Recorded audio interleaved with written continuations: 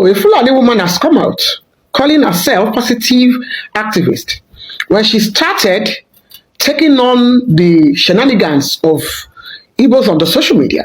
A lot of my people were egging her on and were saying, oh, she's doing well. Yes, she in some of those videos, she has some points. But she has brought out her true color. Now let's watch her video and we come back and respond to it.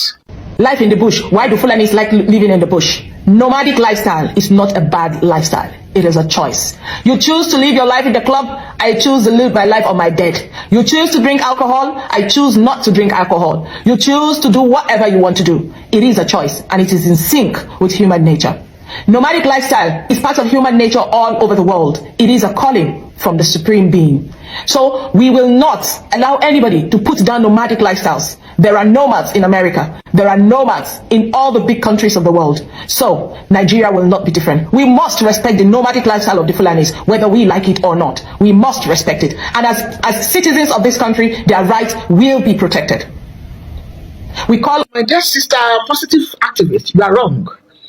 On this take about open grazing, you are very wrong.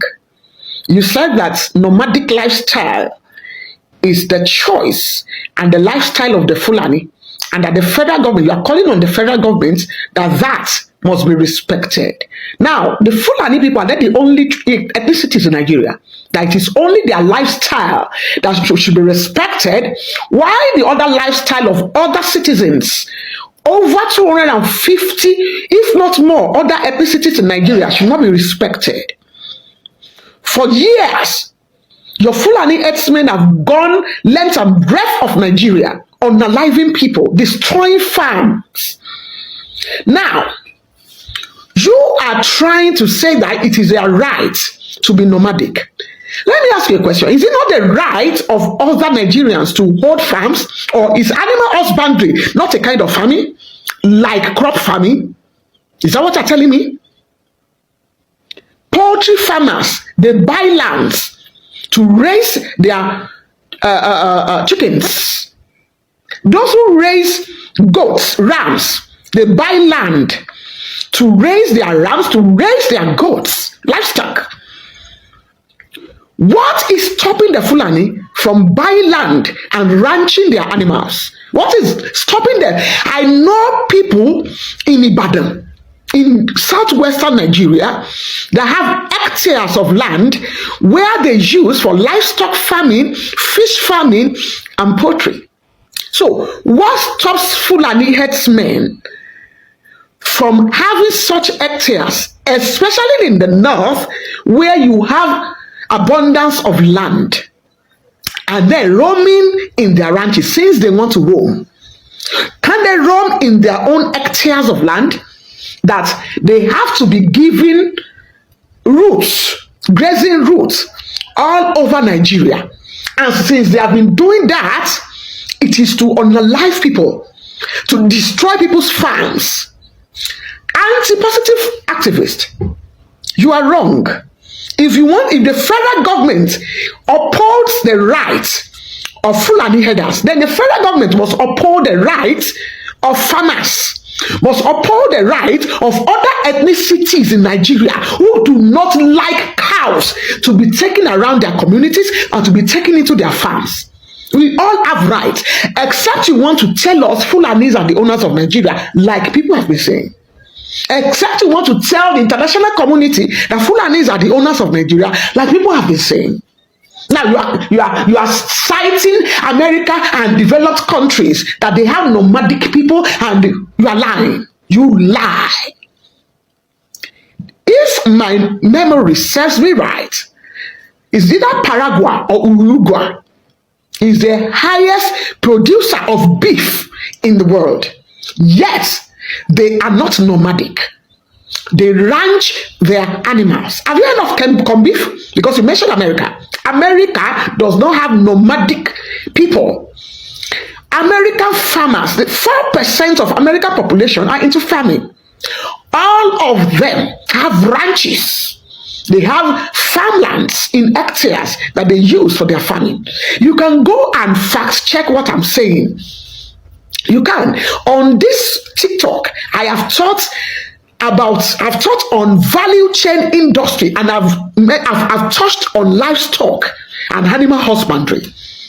And so we have checked all over the world, how do citizens of the world raise livestock? In Mongolia has a lot of land without population. Yes, yet they are not nomadic.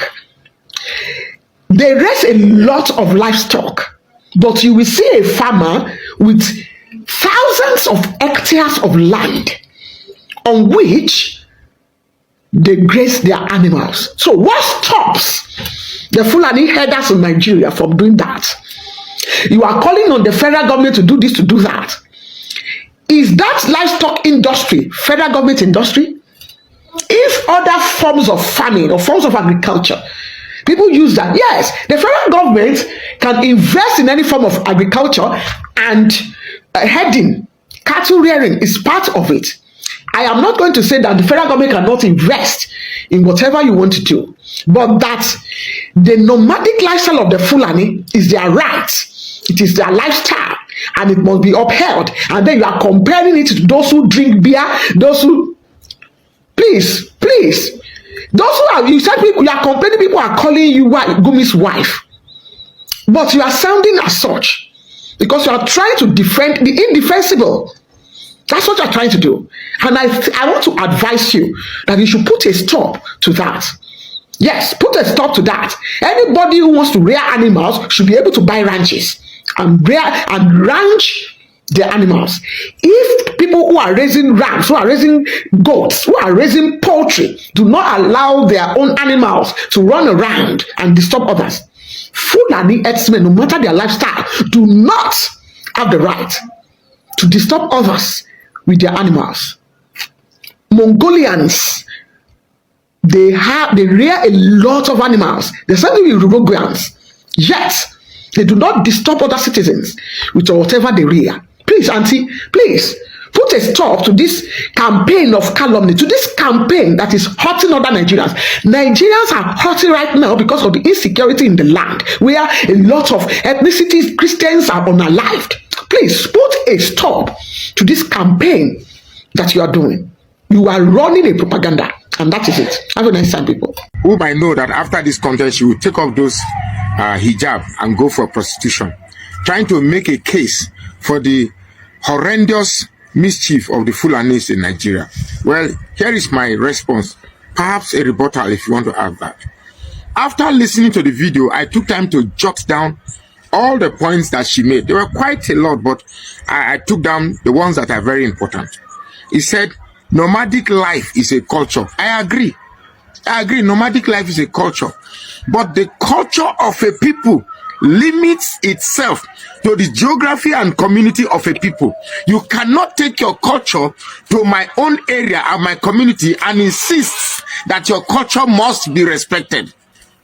Where you bring your culture to my place and insist that my own culture must bow to your culture, we are going to have a problem, and we are ready for that problem, and we'll take on the Fulanis for that problem. You cannot bring your culture to my place and say my culture must bow to you. She also said that about choosing to bring alcohol. Well, if you choose to bring cows to my place, and cow is a part of your culture, Ogogoro is my culture too. If you frown at my Ogogoro in your space, I will frown at your cow in my space.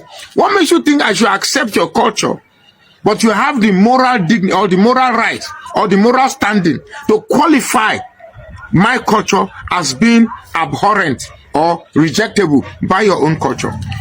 We will fight for this supremacy. This fight that people are starting, I can assure you that you will lose, and you will lose woefully. She also said, nomadic lifestyle is a calling from the supreme being. Well, that is what she chose to believe, that nomadic life is a calling. Well, my life as an Orobo man is also a calling. My Ogogoro lifestyle is a lot. Ogogoro is my culture. I'm very proud of it. Now, Ogogoro, they train me for University of Maiduguri. Ogogoro, now I cook Ogogoro this my hand. I go test them. There's number 1, number 2, number 3, number 4, and we sold it out. So if you don't drink alcohol, I drink alcohol. Now, if because you don't drink alcohol, you will not respect my culture, are you also saying that those who don't eat meat in the South should also reject cow because they don't eat meat? This fight they are bringing, we are ready for it and we must fight to the end. She also said, we will not allow anybody to put down nomadic lifestyle. Nobody is putting down nomadic lifestyle. Nobody is putting down nomadic lifestyle, except where you say your nomadic lifestyle will affect my own culture. Then we will put down nomadic lifestyle by all means possible. But this radicalization that people are bringing, when I think say this violence is a right for everybody. If you bring your cow to my place and in the spirit of nomadic lifestyle, you are destroying my own culture. We are ready for this fight and we will do the fight. Oh-ha! She also said, we must respect the nomadic lifestyle of the Fulanis. Respect, they say, is reciprocal. If you're asking me to respect your lifestyle, your nomadic lifestyle, provided it ends in the lands of the Fulanis, fine. Nothing concerned with nomadic lifestyle in the land of Fulani. But bringing your own lifestyle to my place and ask me to respect you, that is asking for too much. That's a tall order and you won't get it. And in this instance, you're not even respecting my own culture. You won't get it. You won't get it. This fight that you are bringing, we are ready for it and we'll fight it. You say, government to review nomadic farming. That is a caricature and a blatant misplacement of the fact. Fulanis are not known for farming. So which farm are you fighting for? When it is the Fulanis that go about destroying people's farm, I don't know which farm is talking. So I fail to get perhaps this prostitute should go back and review that video. I really don't know which farm she's talking about. Like I said again, this fight that you are looking for, we will give it to you.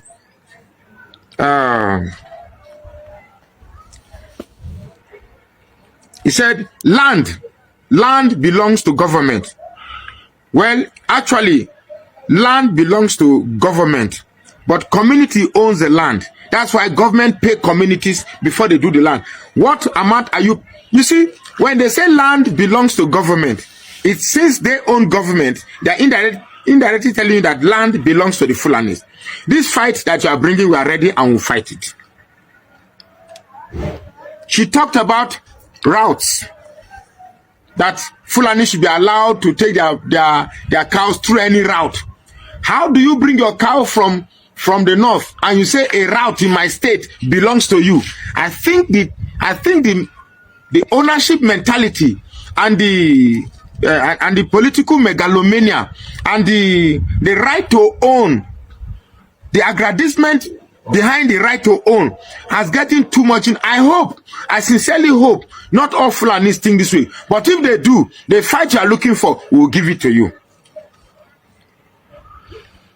He said, animals of Nigeria have rights. Animals. Well, I don't know about you. There's a reason why they call them animals. I don't know animals. So my chickens too have rights. My pigs. If your cows have rights, my pigs have rights. The same right you want us to give to your cows, give it to my pigs. Give it to my goats. That fight you are looking for, we are ready. I will give it to you. He said, freedom to move anywhere in Nigeria. Nobody is preventing Fulanis to move anywhere. Nobody is preventing Fulanis to move anywhere. You want to move anywhere, please do so. By all means, do so. But we request many things. If you are moving to my area, bring productivity, bring development, bring progress. When you come to my place and all you bring is violence and chaos or chaos according to Zebediah, then we'll fight. Like I said again, that fight that you're looking for, we are ready and we'll fight it. She's also asking for us to protect Fulani culture.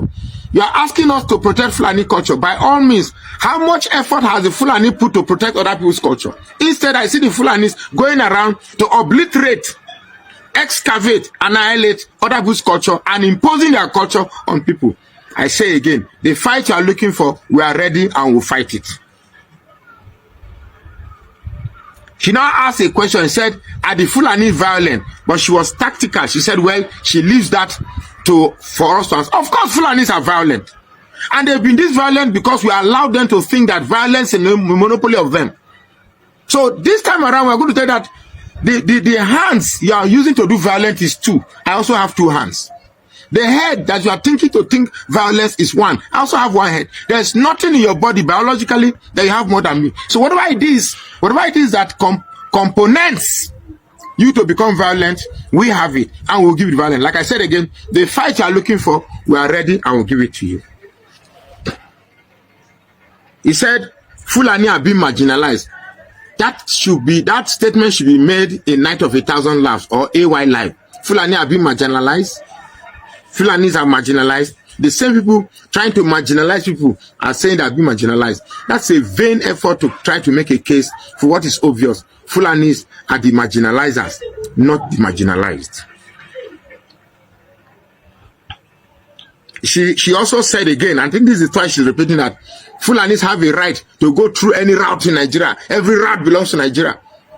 My sister, Fulanis have no right to go any route. There are there are state governments, local government. Each local government have their constitution and rules. If you want to pass through route, you pay.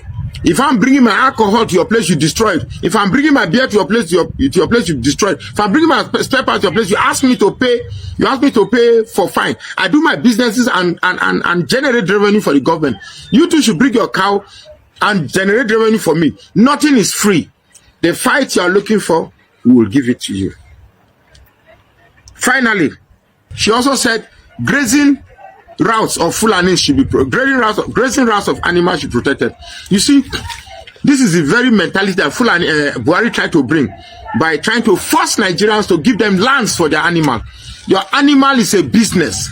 If you want to have grazing land for your animals, come to my place. Seek to buy land. We'll give it to you. But don't just come into my forest and claim a forest and stay there and say the forest belongs to you. Forest does not belong to you. I said again, the fight you are looking for, we will give it to you, and we'll give it to you loud and clear, better than the way you are bringing it. And lastly, in her video, she said, okay, about the Fulanis and forest. So, our forests are my ancestral possession. No Fulanis have a right to come and claim a part in my forest and say it is their own based on the cow. Those cows you are bringing to our place. If this is what you are using cow for, we will finish them and use it for sea and chop it free without paying anything. Like I said. Life in the bush. Why do Fulanis like living in the bush? Nomadic lifestyle is not a bad lifestyle. It is a choice. You choose to live your life in the club.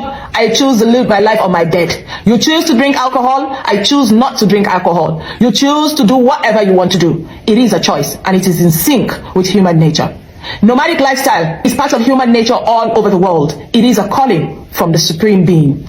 So we will not allow anybody to put down nomadic lifestyles. There are nomads in America. There are nomads in all the big countries of the world. So Nigeria will not be different. We must respect the nomadic lifestyle of the Fulanis, whether we like it or not. We must respect it. And as citizens of this country, their rights will be protected.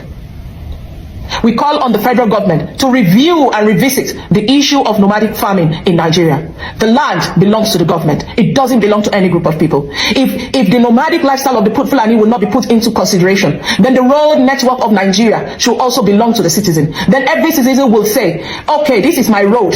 Nobody, no any other tribe will pass through it. As long as that law is not enacted, the animals of Nigeria have the freedom to move from any region to any region. So do Nigerian citizens, whether they choose to do it in the city or they choose to do it in the farms. They must be protected. The lack of the protection of the Fulani culture and lifestyle is what has led to the overwhelming crisis that we have seen in northern Nigeria.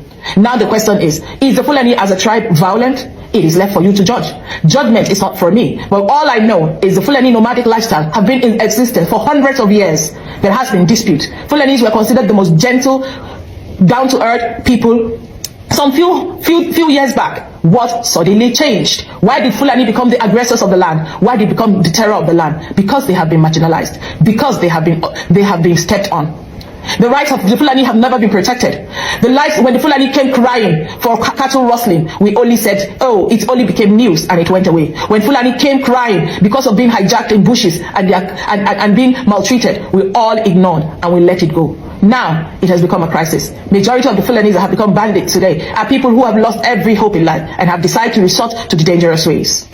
I will say it clearly. If a Fulani does not have the right to pass his cows in any part of this country, then other tribes too should not have the right to pass through the roads of other parts of every nation. Lifestyle is lifestyle. I choose to walk on foot on a cow, and another person chooses to ride on a car. It is a choice. It is a lifestyle that is respected by nature and must be respected by all. This is a call to the federal government. The Fulani issues must be looked into. The settlement must be looked into. The settlement of animals, the grazing fields of animals must be protected. The animals belong to Nigeria, even though they belong to the Fulani people, and the Fulani belong also to Nigeria. It is the responsibility of the Nigerian government to create a route for our herders. It is the responsibility of the government to create cattle grazing centers all over, I mean all over this country. Whosoever rejects this pact should also reject the movement of their tribe to other parts of Nigeria. If you say Fulanis will not enter your forest, then your people too should not ever enter other people's land. The forest does not belong to anyone. The forest belongs to the government. And if the Fulanis should in any way break the rules of their grazing route, then they need to be punished accordingly. They need to be punished accordingly. They need to be sanctioned. There would be no preferential treatment, nor will there be any form of favoritism. Any form of favoritism. If these issues are not solved, we will continue to live in dispute in this country. I hope the federal government will look into this matter. And welcome back to the channel. So Southerners and a lot of Nigerians are dragging this Fulani lady, and that's because a lot of people feel that she has crossed the line, saying Fulanis are naturally nomadic and therefore they have the right to move anywhere. It sounds nice, right? Well, what she said in that video sends a lot of messages out there. And this is not about culture anymore. It's about blood, farms, lives being destroyed. A lot of people are asking her a question, that if nomadism is normal and harmless, why is it only in Nigeria that farmers are being chased off their land, villages are being attacked, and a lot of people are being unalived? Yes, other countries have nomads here, but in those places, do they carry AK-47? Do they go about burning farms? Do they kidnap people on highways and even terrorize entire communities? Hell no. So you can't just compare peaceful grazing elsewhere to what Nigerians are seeing on ground. Farmers across states like Benue, Plateau, Kaduna, Enugu, Ondo, Oyo, and many other states, they've told the same story again and again. How their crops are being destroyed overnight. Their women are being raped, men killed for trying to protect their land. A whole village is being abandoned. And we all know that these are not just formulated stories, or these are not just stories from social media. These are real people whose only crime is planting food. So when someone comes out to explain this whole thing away as lifestyle or culture, it's not really making sense, because it's just looking like it's pure insult. Then calling these attacks misunderstood nomadism, it feels like excusing crime. Nigerians are saying culture does not give anyone the right to invade another person's land or take lives. If herdsmen want to move a cattle, fine, but let there be laws. There should be boundaries and respect. You don't wake up, enter someone's farm, destroy years of hard work and expect sympathy. Then you come on social media, you're just saying that everybody should take control of their roads from now henceforth. That is, if you don't belong to that place or you're not from that region, you shouldn't pass there. How does that even sound? I don't know if it's just content she's trying to make, but she's not making any sense at all. Because her argument sounds like it's trying to normalize lawlessness. We have borders, states, communities, and land ownership. Nobody, be it Fulani or not, is above the law. Nomadic life doesn't cancel responsibility. If anything, it means adapting to modern systems, not forcing chaos on settled communities. A lot of Nigerians that are blasting her for what she said, they know what they are saying. They are just trying to reject the constant excuses which are being made for violence. Many Fulani, they live peacefully in Nigeria now. They are there doing their business and farming like everyone else. It's the criminal side of herdsmen activities that is being called out. And nobody's even defending this with any big grammar anymore. At the end of the day, Nigerians, they just want these killings to stop. And you should stop comparing Nigerian crisis to other countries without context. That is it. Well, what's your take on this? We've heard what she has to say. What do you think about this? Do let me know what you think in the comment section. And if today is your first time joining my channel, please don't forget to like, share and subscribe.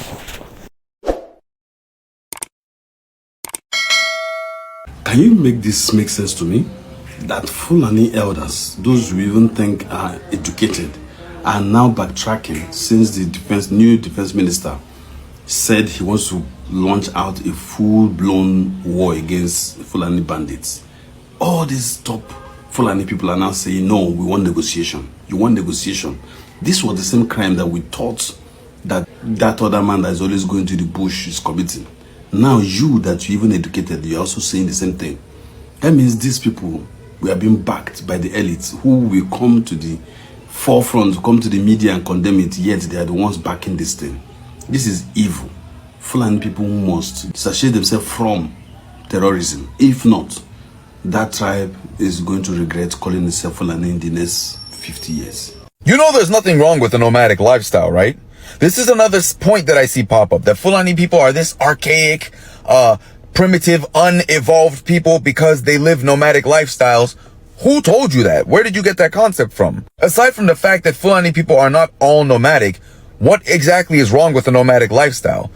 Who told you that living in a city or whatever is automatically better? And I think at its core, it's probably forms of white supremacy taking root in this type of mindset. But I need y'all to do better.